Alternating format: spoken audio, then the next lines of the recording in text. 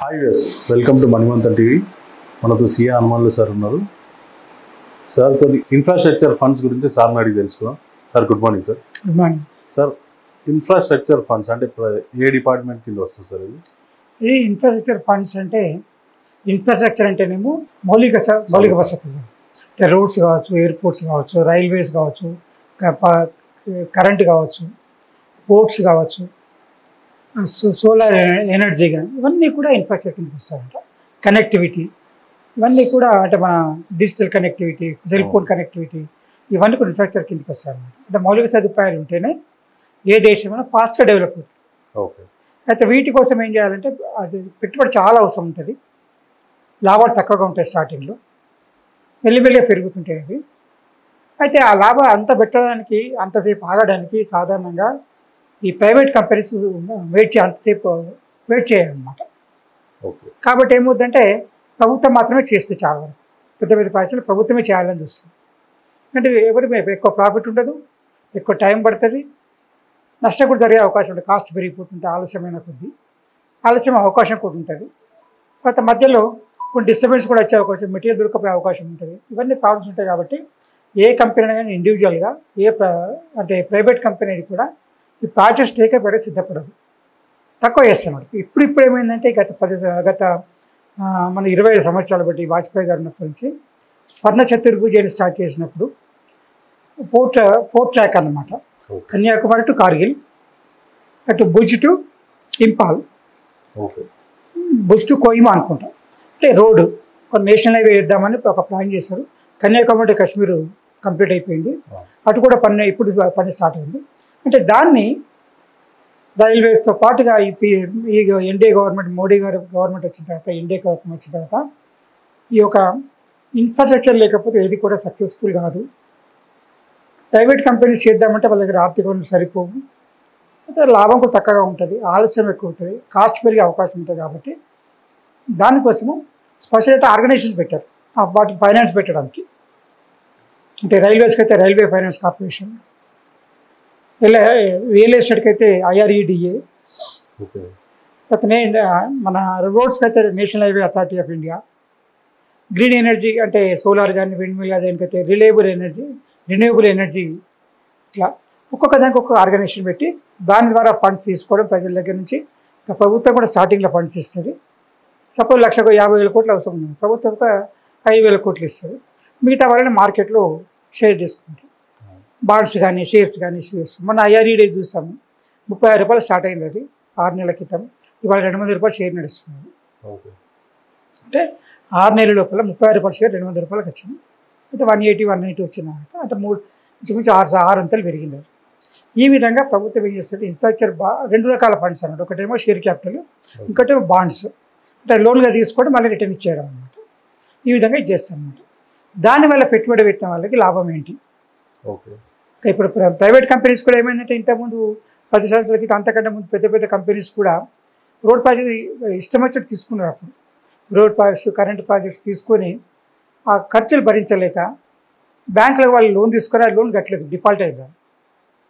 దానివల్ల ఏమైంది, కొన్ని ప్రాజెక్ట్స్ ఆగిపోయినాయి, కొన్ని ప్రాజెక్ట్స్ ఇచ్చిన బ్యాంకులు లాస్ అయిపోయినాయి, తీసుకున్న కంపెనీస్ లాస్ అయిపోయినాయి, అలానే ఉద్యోగస్తులు వెళ్ళిపోయిండు, దాని ఉద్యోగాలు పోయినాయి, సప్లై చేసిన మెటీరియల్ పైసలు రాలేదు, అన్ని విధాలు నష్టం జరిగింది.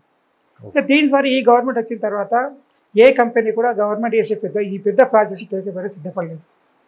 అప్పుడు గవర్నమెంట్ ఏం చేసిందంటే దీనికి స్పెషలైజ్డ్ ఫండ్స్, సెక్టోరల్ ఫండ్స్ ఇచ్చేసి ఆ విధంగా ఇన్వెస్ట్ చేయడం మొదలెట్టింది. దానివల్ల ఇన్ఫ్రాస్ట్రక్చర్ ఫండ్స్ అని ఇష్యూ చేయడం స్పెసిఫిక్గా దాన్ని సపరేట్గా అనమాట. సార్, మౌలిక సదుపాయాలలో వచ్చే విభాగాలు ఏంటి సార్? మౌలిక సదుపాయాలు వచ్చేటి విభాగాలంటే దాంట్లో roads, highways, airports, ports, dams, power supply, మన కనెక్టివిటీ అంటే మన డిజిటల్ కనెక్టివిటీ. తర్వాత ఏదిన్నా కానీ దాంట్లోకి వస్తాయి అన్నమాట. పెద్ద ప్రాజెక్ట్స్ గవర్నమెంట్ ఇష్యూని దాంట్లోకి వస్తాయి. నదుల అనుసంధానం ఇవన్నీ దాంట్లోకి వస్తాయి అన్నమాట. ఇప్పుడు సాగర్మాల అని, భారత్మాల, సాగర్మాల అంటే మొత్తం భారత దేశంలో నదులన్నింటినీ కలపడానికి. ఈ సాగర్మాల అంటే భారతదేశంలో ఉన్న ఓడరేవులన్నింటినీ కూడా కలిపి ఒక తయారు చేయడానికి. ఇప్పుడు ఇవన్నిటి కలిపి మాస్టర్ తయారు చేసేది అంటే పిఎం గతిశక్తి, ప్రధానమంత్రి గతిశక్తిని తయారు చేసి ఒక సెక్షన్ తయారు చేసి దాని మీద ఇవన్నీ దాని కింద ఇవన్నీ మౌలిక సదుపాయాలను కల్పించి అవి తయారు చేయడం వాటికి అన్నిటి నిర్మించడానికి ప్రయత్నం జరుగుతుంది. ఓవరాల్ పాలన ఇది ఎలా సహాయపడుతుంది సార్? అంటే ఇప్పుడు మనకు ఇంతకుముందు రోడ్ బాగలేదనుకోండి, మనం ఇక్కడికి వెళ్ళి వరంగల్ పోవాలంటే 140 కిలోమీటర్లు, రోడ్ బాగలేదు ఎంత పట్టేది? 5 గంటలు 6 గంటలు పట్టేది. ఇప్పుడు బ్రిడ్జిలు రైల్వే బ్రిడ్జి లేనప్పుడు 4 చోట్ల రైల్వే గేట్ దాటుకోవాల్సి వచ్చేది. ఇప్పుడు 2 గంటలు చేరుతుంది. అంటే 2 గంటలు ఎట్లా ఏరిందంటే రోడ్ మంచిగా కావడం, బ్రిడ్జిలు కావడం, దానివల్ల ఆలస్యమైన కొద్దీ పెట్రోల్గా డీజిల్ ఖర్చు పెరగడం, మళ్ళీ మనిషి యొక్క టైం వేస్ట్ కావడం, వెహికల్ యొక్క ఇప్పుడు వెహికల్ ఇంతకుముందు 2 ట్రిప్పులు చేస్తుంది, ఇప్పుడు 3 ట్రిప్పులు చేయొచ్చు. తర్వాత స్టాక్ ఇంతకుముందు ట్రాన్స్ఫర్ ఒకసారి 2 ట్రిప్పులు ట్రాన్స్ఫర్ అవుతుంది, 3 ట్రిప్పులు ట్రాన్స్ఫర్ అవుతుంది. ఈ విధంగా బెనిఫిట్ అయిందన్నమాట. అంటే ప్రతి దాంట్లో కూడా ఫాస్ట్నెస్ పెరగడం, పర్ఫెక్షన్ పెరగడం, అంటే దానికి టార్గెట్ కట్టాల్సి వస్తుంది, కానీ దానివల్ల ప్రయోజనం ఉన్నాయి కాబట్టి దానివల్ల ప్రయోజనం. అయితే ఈ ఫండ్స్లో ఏవైతే ఇన్వెస్ట్మెంట్ చేస్తుందో దానికి ఇప్పుడు గత సంవత్సరం మొత్తంలో కూడా ఆ ఫండ్స్లో ఇన్వెస్ట్మెంట్ చేసిన ఎవరైనా కానీ పెట్టుబడి పెట్టిన వాళ్ళకి, ఆ కంపెనీస్లో కానీ ఫండ్స్లో పెట్టుబడి పెట్టిన వాళ్ళకి గత సంవత్సరం మొత్తం లోపల ఇంచుమించు 70% ప్రాఫిట్ వచ్చింది. 70% ప్రాఫిట్ ఇంతవరకు భారతదేశ చరిత్రలో ఎన్నో రాళ్ళు అంత ప్రాఫిట్, ఏడాదికి 70% అనేది. అది గవర్నమెంట్ అండర్టేకింగ్స్లో. సాధారణంగా గవర్నమెంట్ అండర్టేకింగ్స్ అంటే ఎంత చెడ్డ పేరు ఉంటుందంటే వాళ్ళు పనిచేయరు, ప్రతి నష్టం జరుగుతుంది, సరిగా పనిచేయరు, అశ్రద్ధ, నిర్లక్ష్యము, పెట్టిన డబ్బులన్నీ వేస్ట్ అవుతాయి, క్వాలిటీ ఉండదు, సర్వీస్ ఉండదు అని అనుకుంటారు. అవన్నీ కూడా సెటిలైట్ అయిపోయి పెట్టుబడి పెట్టిన దానికి 70% ప్రాఫిట్ వచ్చింది. అంటే షేర్స్ ఉన్న వాళ్ళకి, ఆ కంపెనీ షేర్స్ పెట్టిన వాళ్ళకి 70% ప్రాఫిట్ వచ్చింది ఒక్క సంవత్సరంలో. ఈ విధంగా ఇదే కంటిన్యూ కావడం వల్ల అంటే ఎందుకు అయిందంటే ఇప్పుడు ఇండియా గవర్నమెంట్ 2 టర్మ్స్ చేసింది, 3rd టర్మ్ కూడా ఇదే గవర్నమెంట్ ఉంది కాబట్టి ఈ యొక్క పిఎం గతిశక్తి ప్రాజెక్ట్ ఏదైతే ఉందో దానివల్ల మొత్తం మౌలిక సదుపాయాలను ఇన్ఫ్రాస్ట్రక్చర్ని డెవలప్ అయ్యే అవకాశం ఉంది. దాని ద్వారా గవర్నమెంట్ యొక్క పెట్టుబడి పెరగడం, ప్రైవేట్ యొక్క ఇన్వెస్ట్మెంట్ పెరగడం, ఫాస్ట్గా కావడం, క్వాలిటీ పెరగడం, ఇవన్నీ పెరగడం వల్ల మనకు మంచి ప్రయోజనాలు వస్తాయి, లాంగ్ టర్మ్లో మంచి ప్రయోజనాలు వస్తాయి. దానిలో ప్రాఫిట్ పెరుగుతుంది. ప్రాఫిట్ పెరిగినప్పుడు షేర్హోల్డర్స్కి ప్రాఫిట్ వస్తుంది, గవర్నమెంట్ ట్యాక్స్ వస్తుంది, అందరికి ఉద్యోగోపాధి దొరుకుతుంది, అట్లా అన్నమాట. ఈ విధంగా బెనిఫిట్ అవుతుంది. దాని ద్వారా ప్రాఫిట్ బాగా పెరిగింది. సార్ ఈ జీఈపీఎల్ అధినేత ఎవరు సార్? అంటే జీఈపీఎల్ అంటే ఏంటి సార్? పిఎం గతిశక్తి, పిఎంజిఎస్ అంటే ప్రధానమంత్రి గతిశక్తి స్కీమ్. ఇవన్నిటికీ సెంట్రల్ పాయింట్ పిఎం గతిశక్తి స్కీమ్ అనమాట. దాని ప్రకారము ఎక్కడ రోడ్ ప్రాజెక్ట్ చేయాలా, ఎక్కడ రైల్వే చేయాలా, ఎక్కడ పవర్ కనెక్షన్ ఇవ్వాలా, ఎక్కడ పోర్ట్స్ చేయాలన్నీ ఆ గతిశక్తి అంటే వస్తాయి ఉంటాయి. మౌలిక సదుపాయాలన్నీ 15, 20 కానీ 30 కానీ ఎన్ని ఉంటాయని కూడా దాంట్లోకి వస్తాయి.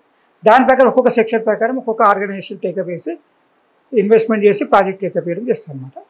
దానికి కావాల్సిన ఫండ్స్ అనేది కొన్ని గవర్నమెంట్ ఇస్తుంది, కొన్ని ప్రైవేట్ వాళ్ళు చేసి ఇన్వెస్ట్మెంట్ చేసి పెడతారనమాట.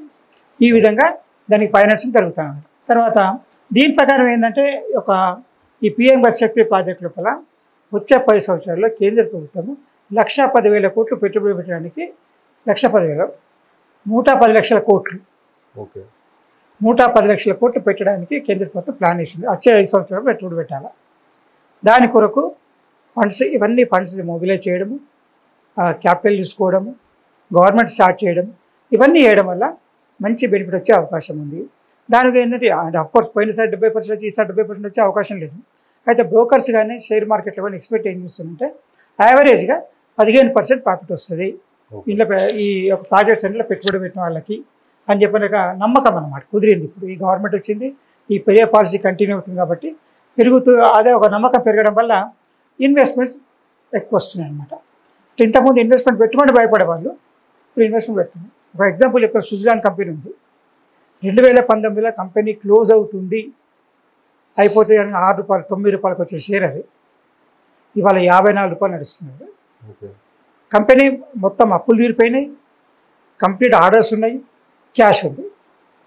అదేవిధంగా భారత్ హెవీ ఎలక్ట్రికల్స్ 3 ఏళ్ల కింద ₹20 షేర్ ఉండే, ఇవాళ ₹240 నడుస్తుంది. భారత్ ఎలక్ట్రానిక్స్ BEL అది ₹100 ఉండే 2 ఏళ్ల కింద, ఇవాళ 300 నడుస్తున్నారు. ఇవన్నీ గవర్నమెంట్ కంపెనీస్. ఇవన్నీ ఇంతకుముందు ఇప్పుడు మనం రామగుండ ఫర్టిలైజర్ ఫ్యాక్టరీ చూస్తాం, అవును. లాస్ అయింది అని చెప్పని మొత్తం క్లోజ్ చేసింది అది. రోజు దాన్ని మళ్ళీ రివైవ్ చేస్తుంది. ఫ్రీగా చేస్తాం. అదే మాదిరిగా ప్రతి కంపెనీని పబ్లిక్ సెక్టర్ గవర్నమెంట్ ఏదైతే పెట్టుబడి పెట్టిందో ప్రతి 50 ఏళ్ళ కింద 60 ఏళ్ళ కింద కావచ్చు, అవును. ప్రతి కంపెనీని ప్రాఫిట్లో తీసుకురావాలని ప్రయత్నం చేస్తుంది గవర్నమెంట్. నడిచే వాళ్ళని ప్రాఫిట్లో తీసుకురావాలా, నడవడం అంటే స్టార్ట్ చేయాలా. స్టార్ట్ చేస్తాం. ఇవన్నీ చేస్తే ఇది ఎందుకంటే ప్రైవేట్ చేయరు, ఇట్లండి ఓన్లీ గవర్నమెంట్ మాత్రం చేయగలుగుతారు. కరెక్ట్. అందుకని ఇవన్నీ ఆ పెద్ద ప్రాజెక్టులన్నీ గవర్నమెంట్ చేసి చేస్తుంది అనమాట. అయితే ఇన్వెస్ట్మెంట్ మాత్రం దీంట్లో ఏంటంటే మనకు ముఖ్యంగా పెట్టుబడిదారులు శ్రద్ధ తీసుకోవచ్చు ఏంటంటే ఇలా పెట్టుబడి కనీసం 5 నుంచి 7 సంవత్సరాలు పెట్టుబడి పెట్టాలి. ఓకే. ఎందుకంటే తక్కువ పెడితే ఎక్కువ ప్రాఫిట్ రాదు, ఎందుకంటే లాంగ్ టర్మ్ ప్రాజెక్ట్స్ కాబట్టి ఎక్కువ మార్జిన్ రాకపోవచ్చు. కానీ 5 నుంచి 7 సంవత్సరాలు పెడితే కనీసం మీకు డబుల్ అయ్యే అవకాశం ఉంటుంది. మన బ్యాంకులో కూడా పెడితే 5 నుంచి 7 సంవత్సరాలు డబుల్ అవుతుంది. పోస్ట్ ఆఫీస్ పెట్టిన 6 నుంచి 7 సంవత్సరాలు డబుల్ అవుతుంది. దీంట్లో కూడా పెట్టినా కానీ మీకు 5 నుంచి 7 సంవత్సరాలు డబుల్ అయ్యే అవకాశం మినిమం అది. ఈ స్పీడ్ ప్రకారము అయ్యే అవకాశం ఉంటాయి కాబట్టి దాన్ని ఎక్కువగా పెట్టుబడి పెట్టండి అని అంటారు. దీని కొరకు కొన్ని బ్యాంకులు investment mutual fund companies separate wings తయారు చేసింది. ఇప్పుడు కోటక్ మహీంద్రా బ్యాంక్ ఏం చేసిందంటే కోటక్ మహీంద్రా బ్యాంకు ఒక సెక్షన్ తయారు చేసింది ఇన్వెస్ట్కో అని. అదే మాదిరిగా ఇండియా ఇన్ఫ్రాస్ట్రక్చర్ ఇన్వెస్ట్కో తయారు చేసింది. తర్వాత కెనరా బ్యాంక్ రెబోకో అని తయారు చేసింది. ఈ విధంగా ప్రతి వాళ్ళకు ఇన్ఫ్రాస్ట్రక్చర్ ఫండ్స్ ఇప్పుడు హెచ్డిఎఫ్సి బ్యాంక్ ఇన్ఫ్రా ఫండ్స్ అని తయారు చేసింది. దాని సపరేట్ కోసం అనమాట. ఓన్లీ వీటిలో పెట్టారు వాళ్ళంతే, రెగ్యులర్ బిజినెస్లో పెట్టారు వాళ్ళు. దీంట్లో పెట్టడానికి పర్మిషన్ తీసుకొని పని చేస్తుంటారు. ఈ విధంగా వచ్చే 10-15 సంవత్సరాల లోపల ఈ ప్రాజెక్ట్స్ అన్నీ కూడా ఏది ఆగకుండా, ఆర్థిక వనరుల కోసం ఆగకూడదు, ఆలస్యం కాకూడదు, తర్వాత క్వాలిటీ దెబ్బతినకూడదు, పర్ఫార్మెన్స్ ఉండాలి, నాణ్యత ఉండాలి, సేఫ్టీ ఉండాలి. ఇవన్నీ చూసుకునే విధంగా ప్రాజెక్ట్ అయిపోవడం జరుగుతుంది. దీని కొరకు ఫండ్స్ మాత్రం ఇన్ఫ్రా ఫండ్స్, దాన్నే ఇన్ఫ్రా ఫండ్స్ అంటారు. ఆ ఇన్ఫ్రా ఫండ్స్ అంటే మౌలిక సదుపాయాలు పెట్టుబడిని ఇన్ఫ్రా ఫండ్స్ అంటారు. దాంట్లో పెట్టుబడి పెడితే షేర్ సిప్పులు పెట్టచ్చు, బాండ్ సిప్పులు పెట్టచ్చు. బాండ్ సిప్పులు పెట్టినట్టుగా ఇంట్రెస్ట్ వస్తుంది, షేర్ సిప్పులు పెట్టిన ధర పెరిగితే లాభం వస్తుంది, ప్లస్ డివిడెండ్ వస్తుంది. ఈ విధంగా బెనిఫిట్ ఉంది. గవర్నమెంట్ ఏంటంటే వచ్చే 10 సంవత్సరాల 5 సంవత్సరాలు 110 లక్షల కోట్లు పెట్టుబడి పెట్టడానికి ప్లాన్ చేసింది. కాబట్టి ఈ విధంగా ఇన్ఫ్రా ఫండ్స్కి మంచి భవిష్యత్తు ఉంది. వస్తున్నాయి కూడా, డబ్బులు ఇంకా చాలా వస్తున్నాయి, ఇంకా వచ్చే అవకాశం కూడా ఉందని, మంచి లాభాలు వచ్చే అవకాశం ఉంది ఇన్ఫ్రా ఫండ్స్ పెట్టడానికి. పెట్టుబడిదారులు పెట్టాలనుకుంటే వాళ్ళకు మీరు బ్యాంకులో డిపాజిట్ చేస్తారు, పోస్ట్ ఆఫీస్లో డిపాజిట్ చేస్తారు. ఇంకైనా దాంట్లో పెట్టే వాళ్ళకి దాంట్లో పెడుతూ ఉంటే కూడా కొంచెం డబ్బులు ఒక 10%, 25% ఇన్ఫ్రా ఫండ్స్లో కూడా పెట్టండి. పెట్టినప్పుడు మంచి ప్రయోజనం వచ్చే అవకాశం ఉంటుంది. కాబట్టి దాంట్లో ఎక్కువ ప్రయోజనం వచ్చే అవకాశం, దాని ప్రయోజనం కూడా పొందండి అని చెప్పని సజెషన్. దీని కనీసం 5 నుంచి 10 సంవత్సరాలు పెట్టుబడి పెడితే మంచి లాభాలు వచ్చే అవకాశం ఉంది.